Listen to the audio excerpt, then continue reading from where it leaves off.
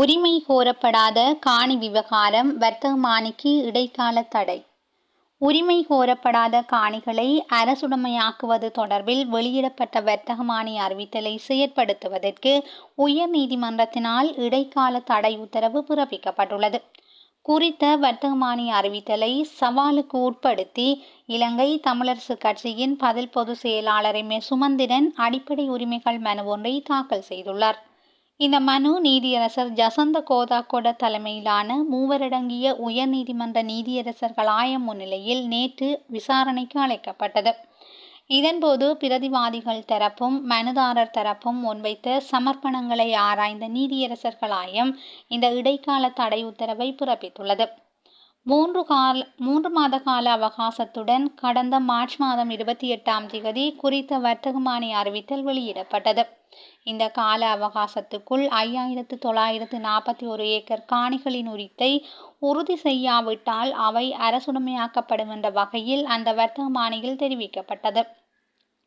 இந்த நிலையில் அந்த கால அவகாசம் இன்றைய தினம் நிறைவடைய உள்ள நிலையிலேயே அதனை நடைமுறைப்படுத்துவதற்கு நீதிமன்றத்தின் தடை உத்தரவு நேற்று பிறப்பிக்கப்பட்டுள்ளது.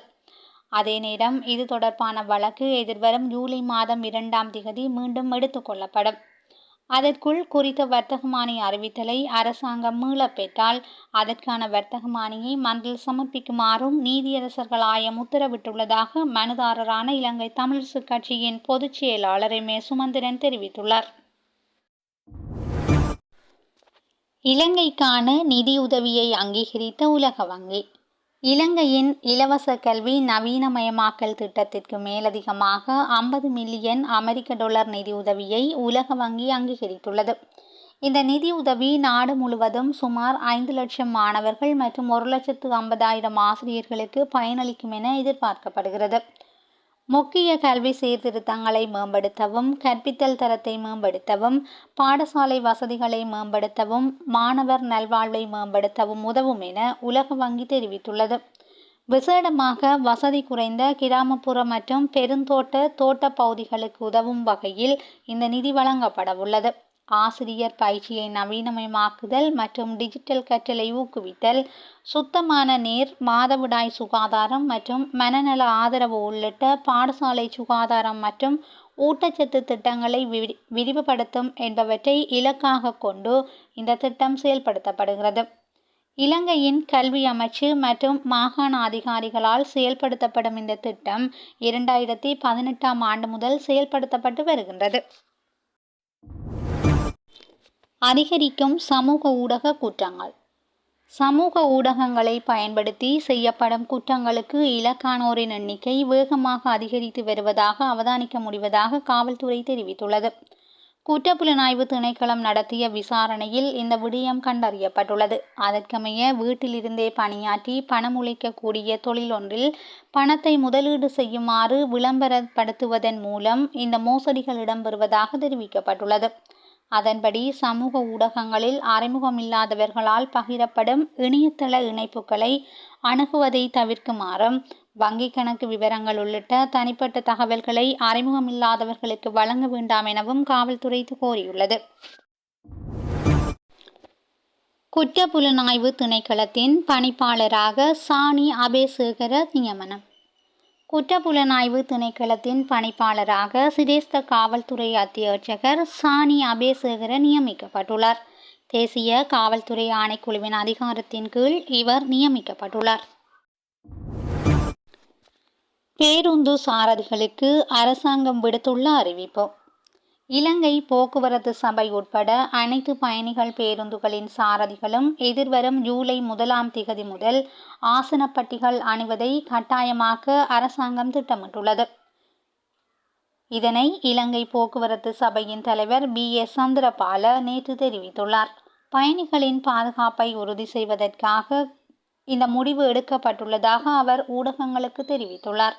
வீதி பாதுகாப்பில் சர்வதேச தரத்தை பேணுவதற்கான முயற்சியில் இது முக்கியமானது எனவும் அவர் குறிப்பிட்டுள்ளார்.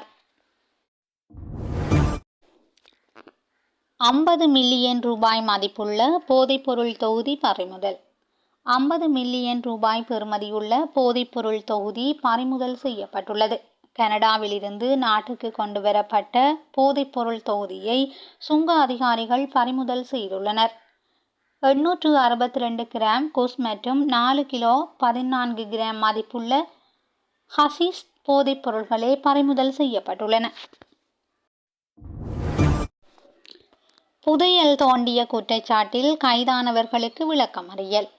முல்லைத்தீவு புதுக்குடியிருப்பு மாணிக்கபுரம் கிராமத்தில் விடுதலை புலிகள் இயக்கத்தின் முகாம் அமைந்திருந்த பகுதியில் புதையல் தோண்டிய குற்றச்சாட்டில் கைதான 4 பேர் விளக்கமறியலில் வைக்கப்பட்டுள்ளனர். முல்லைத்தீவு நீதவான் நீதிமன்றில் சந்தேக நபர்கள் நேற்றைய தினம் முன்னிலைப்படுத்தப்பட்ட போது 14 நாட்களுக்கு அவர்களை விளக்கமறியலில் வைக்குமாறு உத்தரவிடப்பட்டது. விடுதலை புலிகளின் முகாம் அமைந்திருந்த பகுதியில் தங்கம் காணப்படுவதாக தெரிவித்து சந்தேக நபர்களால் அகழ்வு மேற்கொள்ளப்பட்ட போதே நேற்று முன்தினம் இவர்கள் கைது செய்யப்பட்டனர். யாழ்ப்பாணம் மீசாலை, கிளிநொச்சி, உருத்திரபுரம், பெரியபரந்தன் ஆகிய பகுதிகளைச் சேர்ந்தவர்களே கைது செய்யப்பட்டு விளக்கமறியலில் வைக்கப்பட்டுள்ளதாக காவல்துறை தெரிவித்துள்ளது. இலங்கையர்களுக்கான மறுநுழைவு வீசாவின் செல்லுபடியாகும் காலத்தை நீடித்த இஸ்ரேல். இலங்கையர்களுக்கான மறுநுழைவு வீசாவின் செல்லுபடியாகும் காலத்தை ஜூலை 31 வரை நீடிக்க இஸ்ரேலின் மக்கள் தொகை மற்றும் குடிவரவு ஆணைக்குழு தீர்மானித்துள்ளதாக வெளிவிவகார அமைச்சு தெரிவித்துள்ளது. அரச மருந்தகங்களை நிறுவுவதற்கு திட்டம். நாட்டில் உள்ள 130 2ஆம் மற்றும் 3ஆம் நிலை மருத்துவமனைகளையும் முன்னணி தனியார் மருத்துவமனைகளையும் தொடர்புபடுத்தும் வகையில் அரச மருந்தகங்களை நிறுவுவதற்கான ஒரு திட்டம் எதிர்காலத்தில் செயல்படுத்தப்படும் என சுகாதாரம் மற்றும் வெகுசன ஊடக அமைச்சர் நலிந்த ஜெயதிச தெரிவித்துள்ளார். நாராயண்பட்டியில் உள்ள அரச மருந்தாக்கல் கூட்டுத்தாபனத்தில் நேற்று இடம்பெற்ற நிகழ்வொன்றில் உரையாற்றும் போதே அவர் இதனை குறிப்பிட்டுள்ளார். பொதுமக்களுக்கு நியாயமான விலையில் தரமான மருந்துகளை வழங்குவதே இதன் நோக்கமாகும் எனவும் அவர் குறிப்பிட்டுள்ளார். கடந்த ஆண்டு முழுவதும் மருந்துகளை பெற்றுக்கொள்வதற்காக 68 விலை மனுக்களை மட்டுமே வெளியிட்டுள்ளன. அரச மருந்தாக்கல் கூட்டுத்தாபனம் இந்த ஆண்டின் முதல் 5 மாதங்களில் 268 விலை மனுக்களை கோரியுள்ளதாக அமைச்சர் சுட்டிக்காட்டியுள்ளார். இதன்படி கொள்முதல் செயன்முறையை குறிப்பிட்ட காலத்திற்குள் முடிப்பதன் விளைவாக அடுத்த ஆண்டு அரச மருத்துவமனைகளுக்கு தேவையான மருந்துகளை நிர்ணயிக்கப்பட்ட முறையிலும் உயர்தரத்துடனும் வழங்க முடியும் எனவும் சுகாதார மற்றும் வெகுசன ஊடக அமைச்சர் நலிந்த ஜெயதிச தெரிவித்துள்ளார். மின்சாரம் தாக்கி சிறுவன் பலி. மின்சாரம் தாக்கி 8 வயது சிறுவன் ஒருவர் உயிரிழந்ததாக மதவாச்சி காவல்துறையினர் தெரிவித்துள்ளனர். மதவாச்சி காவல் நிலையத்துக்குட்பட்ட சங்கிலித்திராவ பகுதியில் உள்ள வீடொன்றிலேயே நேற்று இந்த அனர்த்தம் நேர்ந்துள்ளது. மின்சாரம் தாக்கியதில் சிறுவன் மருத்துவமனையில் அனுமதிக்கப்பட்டதன் பின்னர் சிகிச்சை பலனின்றி உயிரிழந்ததாக காவல்துறையினர் தெரிவிக்கின்றனர். சம்பவம் தொடர்பிலான மேலதிக விசாரணைகளை காவல்துறையினர் மேற்கொண்டு வருகின்றனர். ஹப்புத்தலையில் புதிய சுற்றுலா வலயம். ஹப்புத்தலையில் புதிய சுற்றுலா வலயம் ஒன்றை நிறுவுவதற்கான திட்டங்களை ஊவா மாகாண சபை அறிவித்துள்ளது.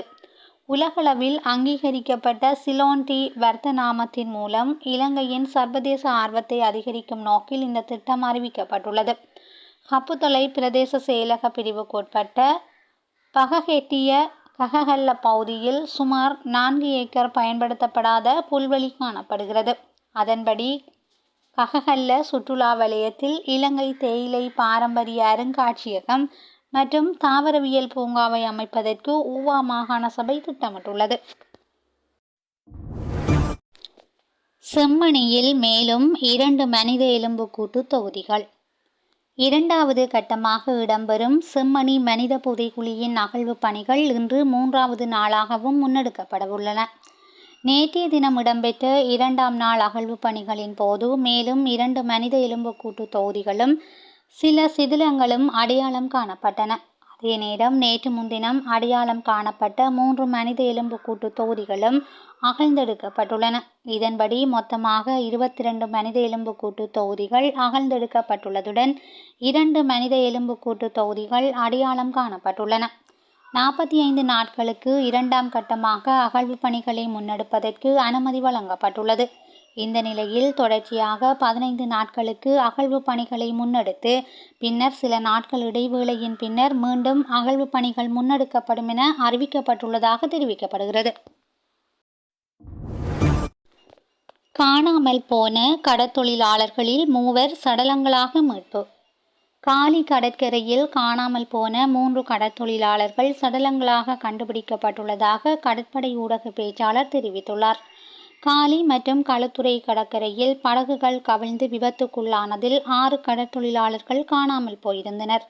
இவர்களில் 3 சடலங்கள் மீட்கப்பட்டுள்ளன. கூகுளில் ஆதிக்கம் செலுத்தும் ஏஐ. உலகம் முழுவதும் உள்ள பயனர்கள் தேடுதலுக்கான ஒரு தளமாக கூகுளை பயன்படுத்துகின்றனர். அதே நேரம் உலகம் முழுவதும் ஏஐயின் ஆதிக்கம் இன்று முக்கியத்துவம் பெற்று வருகின்றது. அந்த வகையில் தற்போது கூகுளின் தளத்திலும் ஏஐ ஆதிக்கம் செலுத்த ஆரம்பித்துள்ளது. கூகுள் சர்ச்சில் ஏஐ வசதியை கூகுள் நிறுவனம் அறிமுகப்படுத்தியுள்ளது. இதன் மூலம் கடினமான கேள்விகளுக்கு பதில் பெற்றுக்கொள்ளக்கூடிய வகையில் இது அமைக்கப்பட்டுள்ளது. அத்தோடு இந்த வசதியின் மூலம் தகவல், குரல், புகைப்படம் என்பவற்றை பதிவிட்டும் தேடக்கூடிய வசதிகளை கூகுள் வழங்குகின்றது. பிலிப்பைன்ஸின் தெற்கு பகுதியில் நில அதிர்வு. பிலிப்பைன்ஸின் தெற்கு பகுதியில் 6.1 மெக்னியூட் அளவிலான நில அதிர்வு பதிவாகியுள்ளது. அமெரிக்காவின் புவியியல் ஆய்வு மையம் இதனை உறுதிப்படுத்தியுள்ளது. நிலப்பரப்பிலிருந்து சுமார் 101 கிலோமீட்டர் ஆழத்தில் இந்த நில அதிர்வு பதிவாகியுள்ளது. இந்த அனர்த்தத்தினால் ஏற்பட்ட உயிரிழப்புகள் மற்றும் சேதங்கள் குறித்து தகவல்கள் வெளியாகவில்லை. சுனாமி குறித்து எச்சரிக்கை எதுவும் வெளியிடப்படவில்லை என அந்த நாட்டு ஊடகங்கள் செய்தி வெளியிட்டுள்ளன. கனடாவுடனான வர்த்தக பேச்சுவார்த்தை உடனடியாக நிறுத்தப்படும். பெரிய தொழில்நுட்ப நிறுவனங்களை இலக்காக கொண்டு வரி கொள்கையை அமுல்படுத்த கனடா முயற்சிப்பதால் கனடாவுடனான வர்த்தக பேச்சுவார்த்தைகளை உடனடியாக நிறுத்தி வைப்பதாக அமெரிக்க ஜனாதிபதி டொனால்ட் ட்ரம்ப் கூறியுள்ளார். எல்லை வழியாக கொண்டு செல்லப்படும் பொருட்களுக்கான புதிய கட்டணங்கள் எதிர்வரும் வாரத்தில் அறிவிக்கப்படும் என்றும் அமெரிக்க ஜனாதிபதி தெரிவித்துள்ளார். கனடாவுடனான அனைத்து வர்த்தக பேச்சுவார்த்தைகளும் உடனடியாக அமலுக்கு வரும் வகையில் நிறுத்தப்படும் எனவும் கூறியுள்ளார். செய்திகளை உடனுக்குடன் தெரிந்து கொள்ள SL தமிழ் வலையொலி பக்கத்துடன் இணைந்திருங்கள். நன்றி, வணக்கம்.